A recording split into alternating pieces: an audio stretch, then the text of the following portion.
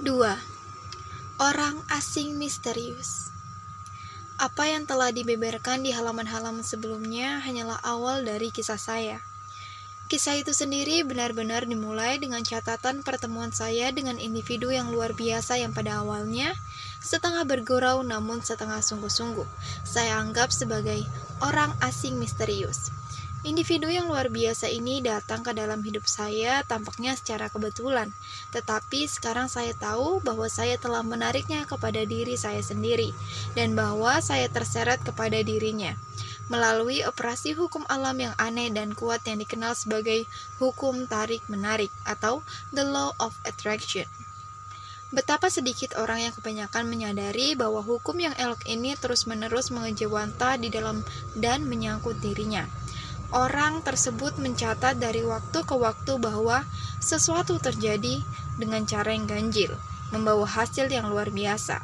Tetapi dia biasanya menganggap ini hanyalah operasi kesempatan, tidak pernah menyadari bahwa itu adalah hasil logis dari hukum tetap yang berjalan dengan aturan tindakan yang pasti dan tak terhindarkan, membawa hasil sesuai dengan sifatnya. Hasil yang tepat secara sistematis dan logis.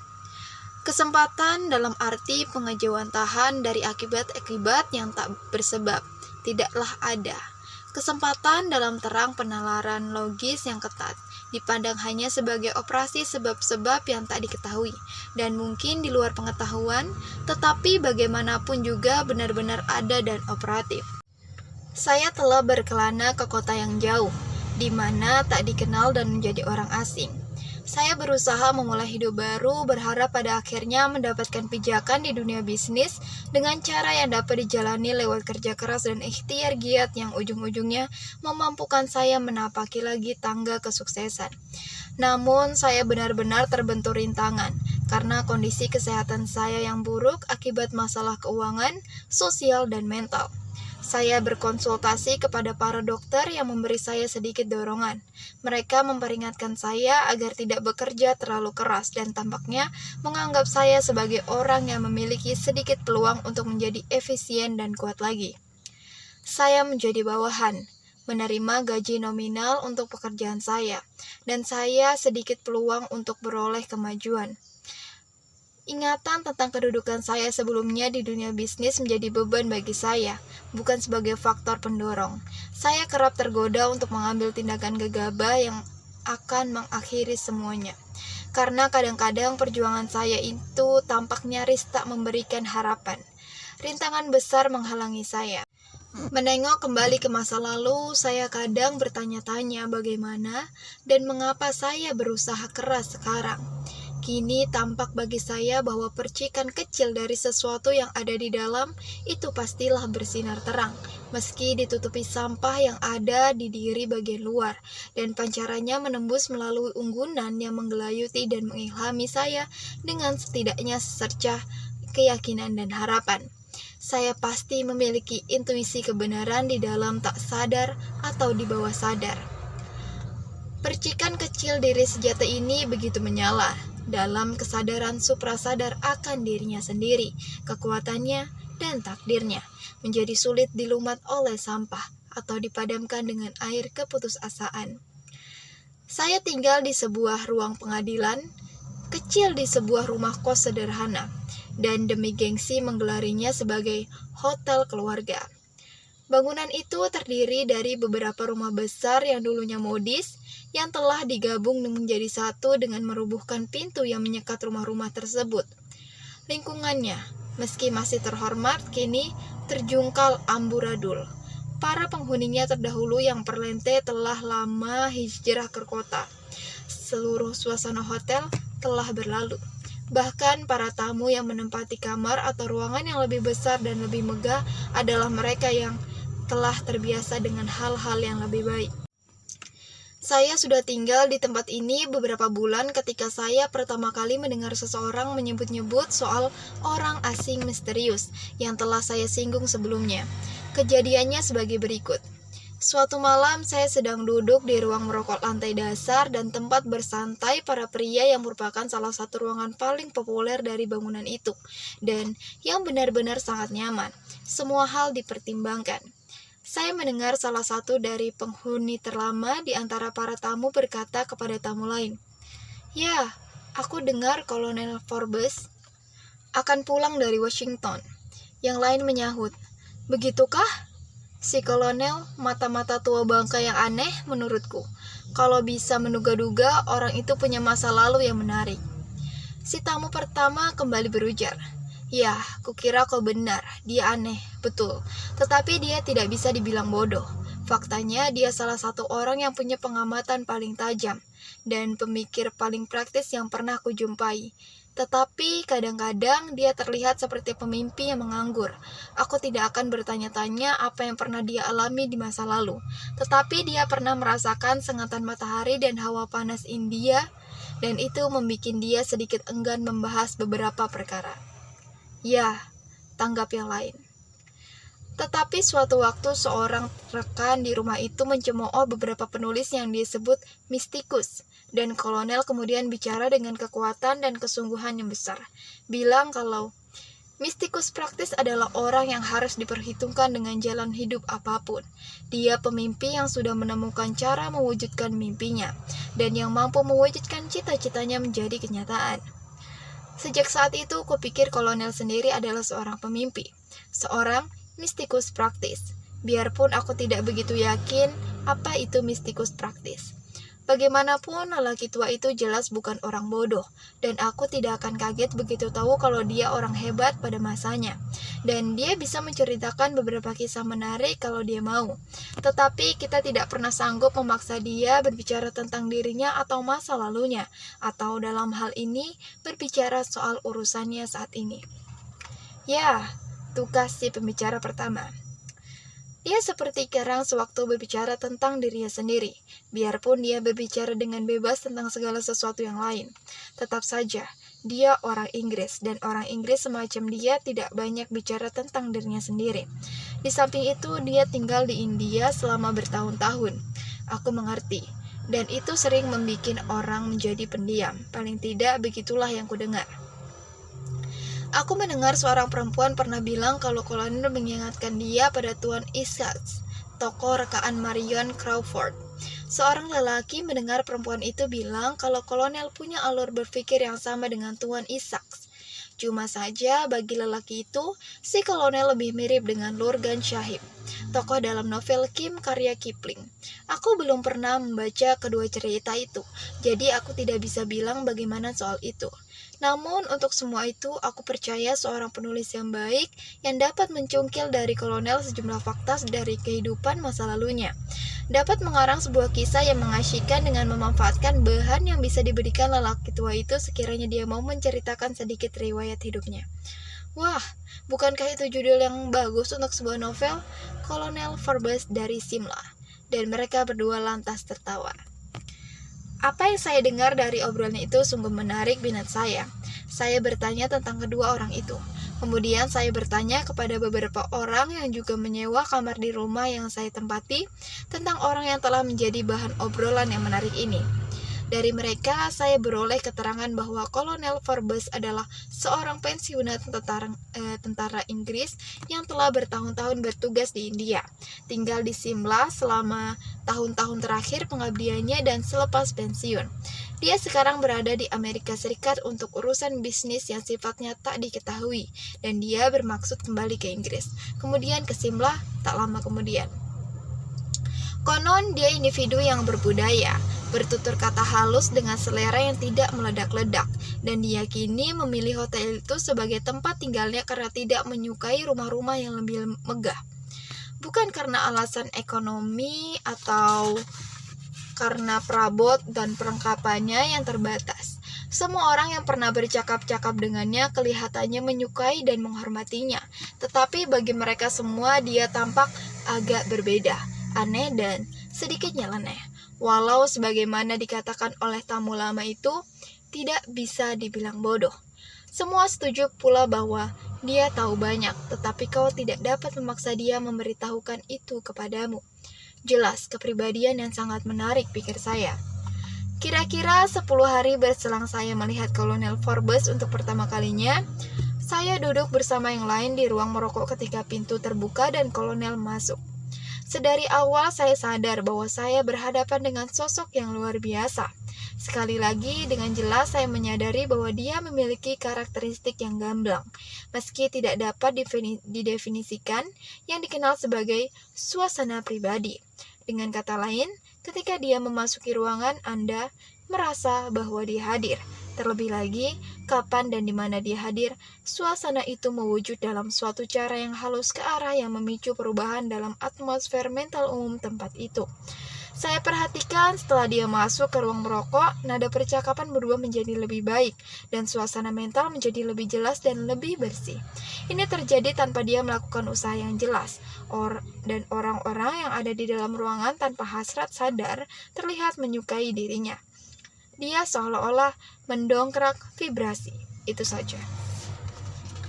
Dari sini jangan simpulkan bahwa kolonel adalah seorang lelaki yang lupa daratan, atau seorang puritan.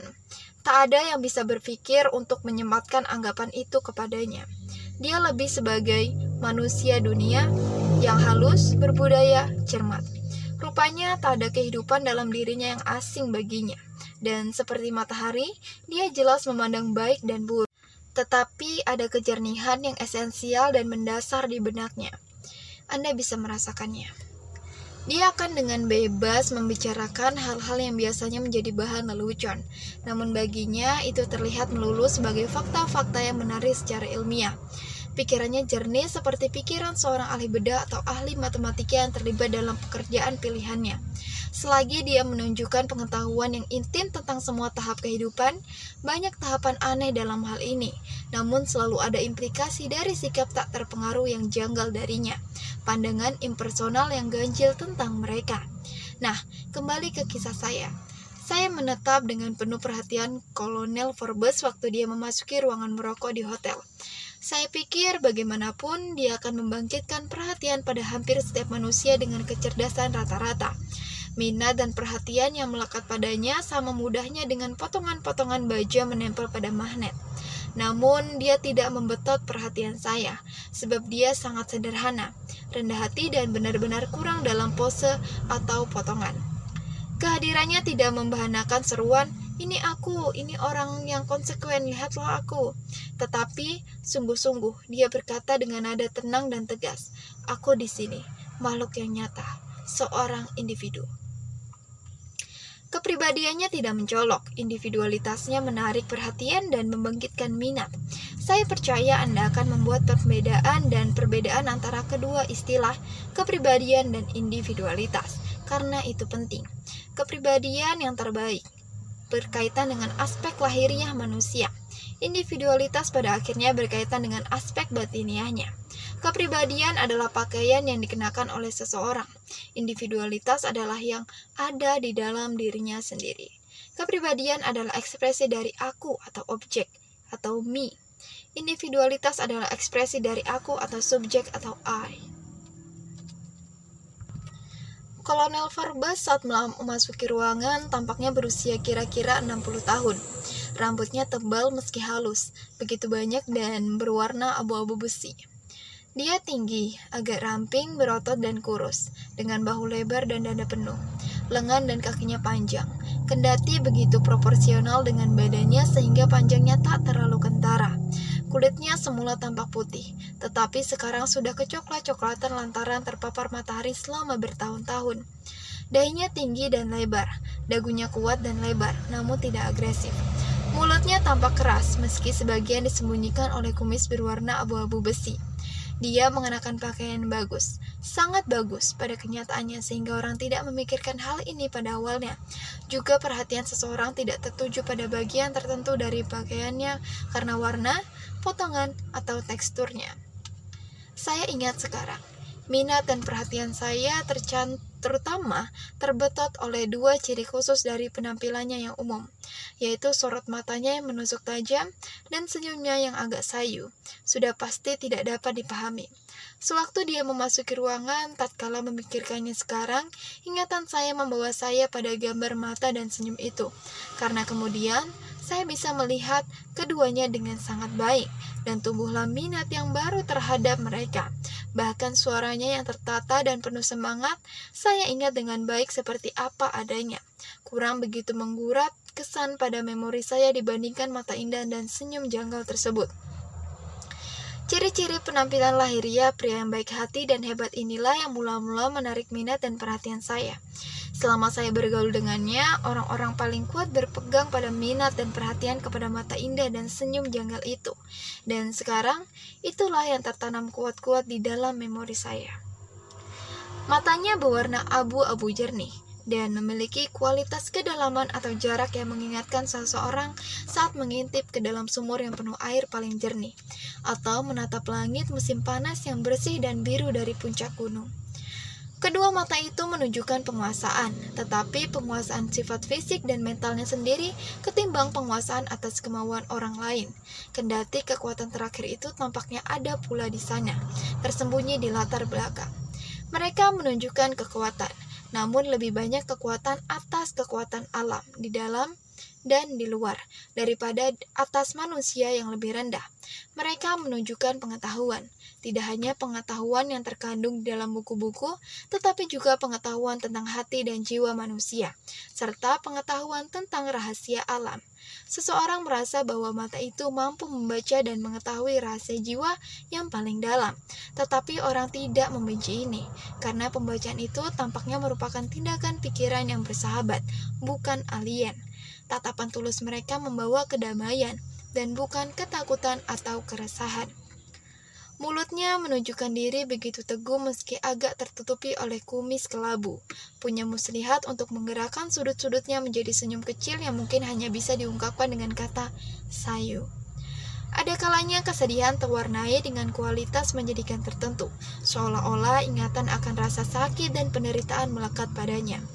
Di lain waktu itu menunjukkan kehadiran roh pelik dan tak keruan dalam jiwa yang terekspresikan.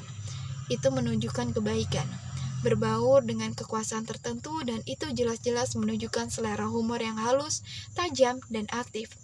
Agaknya menertawakan umat manusia, alih-alih menertawakan manusia. Itu menertawakan kelemahan mereka, namun tidak menertawakan lelaki sejati yang mencetuskan ekspresi lahiriah ini. Dia memiliki kualitas senyuman Mona Lisa yang tidak dapat dipahami, namun juga ada pula kebaikan, pengertian, dan kesabaran yang kurang khas senyum La Gioconda. Pada titik ini barangkali menarik bagi Anda untuk diberitahu, walau saya tidak mempelajarinya sesudahnya, bahwa Kolonel Forbes atau menggunakan nama yang dipulungnya pada waktu itu guna menghindari perhatian dan pemberitahuan publik yang disebutkan oleh orang pertama kali saya dengar menyebut-nyebut riwayat lelaki itu, sebab itulah nama aslinya perlu disembunyikan. Adalah tokoh penting dalam urusan publik negara kebangsaannya, terutama yang peduli dengan India dan negara-negara timur lainnya. Dia adalah lelaki berkebangsaan Inggris. Ibunya adalah wanita Amerika yang cerdas, yang menjadi salah satu dari wanita sejenisnya yang menikahi seorang pria Inggris berkedudukan tinggi. Bergerak dengan baik di latar belakang, Kolonel Forbes telah memainkan peran penting dalam urusan dan nasib tanah kelahirannya. Bahkan, pada saat bertemu pertama kali dengan saya, dia terlibat dalam misi diplomatik yang rumit di negara kami, dan terus-menerus mengurusi perkara penting dan tokoh-tokoh penting pemerintahan kami. Sesudah pensiun, dia sengaja tinggal di hotel yang tidak penting tempat saya bertemu dengannya. Sebab dengan cara ini dia dapat menjauhkan diri dari orang-orang yang dia ingin hindari, atau setidak-tidaknya mereka yang tidak ingin dia temui, namun tetap dekat dengan mereka yang bisa mendapatkan perhatiannya. Selain pekerjaan diplomatiknya, dia adalah penulis buku-buku penting tentang ilmu pengetahuan, filsafat, dan metafisika, dan cukup terkenal dengan karya-karyanya ini. Dia juga anggota terkemuka sejumlah perkumpulan dan komunitas esoteris yang umumnya dikenal berwatak okultis atau mistik. Kendati ini tidak begitu diketahui banyak orang. Masyarakat nyata bagaimanapun bukanlah tiruan yang murah dan sepele yang dilakukan atas landasan komersial, dan yang objek utamanya tampaknya adalah penciptaan pemimpin yang ambisius. Dia juga punya kedudukan sangat tinggi di masonry dan pakar soal aspek esoterik dari sekelompok tersebut. Sekitar 10 tahun berselang, dia dilaporkan tewas di India Hulu, lantaran terpeleset ke dalam jurang yang tak dinyana-nyana. Dan sejarah kini mencatatnya sebagai orang yang telah meninggal dunia. Namun beberapa orang pilihan tahu bahwa dia hidup dalam pengasingan di daerah terpencil Himalaya. Pada usia lanjut, namun dengan kesehatan serta kekuatan fisik dan mental yang baik-baik saja. Bisa jadi dia ditakdirkan lagi untuk memainkan peran penting dalam urusan dunia yang bermasalah ini. Bagaimanapun, pengaruhnya terhadap banyak orang telah hidup setelah dia menghilang dari tempat kejadian, dan akan hidup terus. Ketika kolonel memasuki ruangan pada kesempatan pertama kali saya melihatnya, sebagaimana sudah saya ceritakan, muncul perasaan tertarik secara umum pada bagian dari orang-orang yang duduk di sekitar tempat itu. Kebanyakan dari mereka telah saling mengenal selama tinggal di hotel. Ruangan dibuat untuknya di tengah-tengah kelompok yang telah berkumpul di sekitar meja besar di salah satu ujung ruangan, yang merupakan tempat berkumpul favorit para tamu biasa tempat itu. Bagian-bagian lain dari ruangan yang tersisa untuk pendatang baru. Saya kemudian mencatat, selalu disediakan ruangan untuknya di tengah-tengah perabot dimanapun dia hadir. Meski dalam sikapnya tak ada sedikit pun keinginan atau tekad bahwa dia harus diakui sebagai anggota penting dari pertemuan itu. Percakapan berlanjut, tetapi itu mengambil, seperti yang saya katakan, lingkup yang agak lebih tinggi dan lebih luas dan ekspresi yang lebih bersih dan lebih jelas. Saya perhatikan kolonel segera menjadi pusat dari semua diskusi dan argumen. Walau tak ada jejak penegasan diri atau dogmatisme dalam sikap atau cara bicaranya. Segera menjadi jelas bahwa dia mengucapkan kata terakhir dan konklusif terlepas dari subjek yang dibahas. Ini karena dia kelihatannya memiliki bakat luar biasa untuk dapat mengesampingkan faktor-faktor dan unsur-unsur yang tidak esensial, dan memberikan jalan keluar yang berani terhadap dua proposisi mendasar atau dua premis yang berlawanan dari masalah yang sedang ditelisik. Terhadap pasangan-pasangan yang saling berlawanan ini, atau ide-ide antitesis, kolonel segera berhasil menyelaraskan dan mengislahkan mereka. Hasilnya ialah selalu muncul titik pertengahan emas, atau kebenaran yang seimbang, di antara dua kutub ekstrim. Kedua ekstrim masing-masing biasanya kemudian dilihat sebagai setengah kebenaran, sisi yang berbeda dari kebenaran umum yang sama. Kebenaran itu sendiri merupakan hasil rekonsiliasi dan harmonisasi pasangan yang saling berlawanan. Ini tidak berarti bahwa dia mengambil langkah kompromi yang lemah, atau seorang pedagang yang mengambil keuntungan dari kefasihannya mematahkan argumen orang lain. Sebaliknya, dalam hal prinsip positif, dia cukup bertekad dan tidak mau menyerah sedikit pun untuk mendapatkan apa yang menurutnya adalah kebenaran. Tetapi dia adalah contoh yang paling konsisten dan keyakinan bahwa kebenaran ada pada jalan tengah. Sepanjang malam itu, salah satu malam yang paling menarik dan instruktif yang pernah saya lalui hingga saat itu, seseorang memperkenalkan saya kepada kolonel. Dia dengan sopan menanggapi kata-kata pembuka perkenalan dengan mengangguk dan sungguh-sungguh sembari tersenyum ramah. Pada saat yang sama menyorotkan tatapan tajam kepada saya. Saya merasa tatapan itu menembus ke kedalaman jiwa saya, namun saya tidak terusik. Karena perhatian dan pemikirannya tampak terpusat pada saya pun yakin bahwa di matanya, saya melihat persesuaian yang mengejutkan karena mengenali sesuatu di dalam diri saya, meski saya tidak tahu seperti apa sesuatu itu. Kesan ini tampaknya melekat padanya, sebab ketika dia meninggalkan ruangan tak lama setelah itu, dia meletakkan tangannya di bahu saya, dan mengatakan apa yang bagi saya tampaknya memiliki penekanan dan makna khusus. Saya ingin lebih sering melihat Anda sewaktu saya ada di sini, Tuan X. Lalu setelah berbalik setengah badan dari saya, dia menambahkan, lebih baik temui saya secepatnya.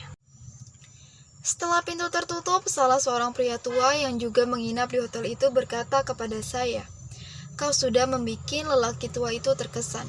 Aku tidak pernah dengar dia bilang hal semacam itu kepada siapapun sebelumnya." Salah satu tamu yang sudah lama menginap di hotel itu menambahkan dengan ceroboh, "Ya, itu benar. Lebih baik bercinta dengan orang tua, Tuan X. Bagiku, dia terlihat seperti uang, dan dia mungkin menjadikan kau pewarisnya." Semua orang tertawa mendengar ocehan ini, tetapi saya merasa boleh jadi ada sesuatu yang lebih daripada yang muncul dalam kata-kata. Saya punya keyakinan aneh bahwa orang asing misterius memiliki sesuatu untuk saya, namun sesuatu yang bernilai lebih dari uang. Meski uang adalah barang penting yang mengganduli pikiran saya pada masa itu, sebab saya hanya punya sedikit uang dan membutuhkan banyak uang. Malam itu saya bermimpi aneh, sesuatu yang berbeda dari apapun di jalan impian yang pernah saya alami. Walau sejujurnya, saya bukanlah tukang mimpi, dan hanya sedikit tertarik pada mimpi-mimpi, dan sudah pasti tidak terikat penting dengan mereka. Saya menyebutkan fakta terakhir ini karena saya tidak ingin Anda sampai pada kesimpulan bahwa saya dulunya atau sekarang adalah salah satu dari orang-orang tak menyenangkan yang senantiasa melihat sesuatu dalam mimpi mereka, mencoba menafsirkan mimpi mereka, dan terburuk dari semua, membuat teman-teman mereka jemu dengan menceritakan berulang-ulang mimpi mereka itu.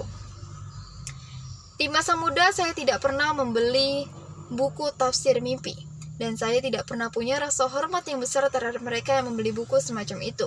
Saya tidak pernah bisa mendengarkan dengan sabar seseorang yang ingin menuturkan mimpi ganjil yang dia alami semalam, atau bagaimana salah satu mimpinya menjadi kenyataan, atau hal semacam itu. Saya bahkan sekarang merasa tidak sabar kepada penekanan yang berlebihan kepada mimpi yang dilakukan para pengikut Freud. Meskipun demikian, sekarang saya akan meminta Anda menyimak kisah saya tentang mimpi yang saya alami malam itu setelah bertemu dengan orang asing misterius, Kolonel Forbes dari Simla. Dalam mimpi yang sangat jelas malam itu, saya tampak berjalan bersisian dengan kolonel, melintasi tanah yang suram dan tandus, dataran yang tertutupi endapan lava lama dari gunung berapi yang sudah punah. Itu adalah daerah terpencil, hutan belantara yang sesungguhnya, tanpa ada tanda-tanda kehidupan yang tertangkap oleh penglihatan saya. Baik kolonel maupun saya tidak mengucapkan sepatah kata pun, tetapi tampaknya saya tahu dia menuntun ke sesuatu tempat untuk kebaikan saya sendiri, dan saya mempercayainya dan merasa senang ada dia yang dapat membimbing dan mengarahkan saya dalam perjalanan. Sentuhan tangannya tampak membantu dan memenuhi saya dengan keyakinan dan keberanian. Akhirnya kami sampai di suatu tempat di kaki gunung yang tinggi. Lalu kolonel melepaskan genggamannya dari tangan saya dengan berkata, "Hadapilah pemeriksaan pengadilan. Jangan takut, sebab tak ada yang perlu ditakutkan." Lalu saya tampak diangkat ke puncak gunung oleh satu wujud yang tak terlihat. Udara tampak bergetar dengan kekuatan aneh dan kelihatannya ada cahaya kemerahan di sekeliling saya, seolah-olah dunia terbakar. Kemudian sosok yang tak terlihat yang telah membawa saya ke puncak gunung dan kemudian ke tepi jurang yang tampak tak berujung berkata, "Terjunlah ke jurang abismal." Kemudian aneh untuk dikatakan, semua ketakutan sirna dari diri saya dan saya melompat ke dalam jurang dengan sukacita dan sambil tertawa. Kiranya saya tahu bahwa itu semua adalah bagian dari permainan, semacam permainan inisiasi suatu tita rahasia yang tak diketahui. Ketakutan tampaknya merupakan ilusi menggelikan yang telah saya tinggalkan sejak lama. Setelah saya tampak jatuh di jurang abismal untuk keabadian, bahkan tanpa tersisa ketakutan sedikit pun. Seluruh pemandangan menghilang. Pemandangan baru muncul dengan sendirinya. Kali ini saya diperintahkan untuk terjun ke dalam tungku api. Kobaran api yang sangat besar kelihatannya karena panas yang tak tertahankan. Sekali lagi saya merasakan ilusi dari semuanya. Dibuat percaya kepadanya dan saya jatuh ke dalam nyala api yang menghanguskan dengan riang gembira dan tawa yang membahana. Setelah apa yang tampaknya menjadi keabadian waktu berlalu di dalam tungku api, pemandangan kembali. Secara berturut-turut saya mengalami ujian samudra tak terbatas, tempat saya diperintahkan untuk terjun ke dalamnya. Ujian pedang tak terkalahkan yang kiranya ditakdirkan untuk mencacah-cacah tubuh saya. Tetapi dari semua ujian ini, saya muncul sebagai pemenang, tanpa takut dan tak terluka. Kenyataannya, semuanya dari awal sampai akhir tampak seperti lelucon besar bagi saya. Begitu yakinnya saya kepada ketidaktahuan akan bahaya yang tampak mengancam saya. Alih-alih merasa lebih unggul dari hal-hal yang tampak berbahaya ini, lebih tepatnya karena mereka justru terlihat tidak nyata bagi saya. Ilusi belaka, fantasmagoria, dan keadaan mimpi. Paling tidak, begitulah gambaran terdekat yang bisa memeriksa perasaan dan kondisi mental saya dalam mimpi ini. Akhirnya saya mendengar suara luar biasa mengucapkan kata-kata ini. Kau sudah menemukan ilusi. Sejak saat itu, kau bebas dari beban ketakutan akan hal itu. Ketahuilah, kau sendiri sejatimu berada di luar bahaya, luka atau kehancuran. Api tidak bisa membakarnya, air tidak bisa menenggelamkannya, ruang tidak memiliki ketakutan atau kekuatan atasnya. Tombak tidak sanggup menembusnya, juga pedang tidak kuasa menyincangnya. Inilah nubuat. Sewaktu kau tahu aku itu untuk apa, akan ada ketakutan dari dunia yang terlihat seperti ilusi, seperti rasa takut kepada pertunjukan sulap yang baru saja kau saksikan. Kebaikan terbesar yang kau dapatkan sekarang ini adalah penemuan diri sejatimu. Arahkan semuanya untuk mencapai tujuan itu. Itulah satu hal yang saat diketahui menjadikan semuanya terpahami, yang saat ditemukan menjadikan semuanya berada dalam jangkauanmu. Selanjutnya saya menemukan diri saya pulang ke daratan bersama Kolonel Forbes. Namun kali ini dia tidak menggenggam tangan saya guna membimbing dan mengarahkan. Saya kelihatannya sanggup berdiri sendiri dan menemukan jalan pulang sendiri. Tetapi dia menoleh ke arah saya, lantas berkata dengan nada lembut namun tegas, "Sejauh ini, ya, semoga saja terus begitu." Kemudian mimpi itu berakhir, saya terbangun dan mendapati diri saya berbaring dengan aman di ranjang di ruang sidang hotel tempat saya menginap. Lalu saya menjadi sadar akan fakta aneh.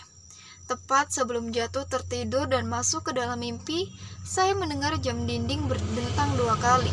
Saya tahu itu pukul 2, sebab saya sudah bangun 1 jam sebelumnya ketika jam dinding berdentang 1 kali.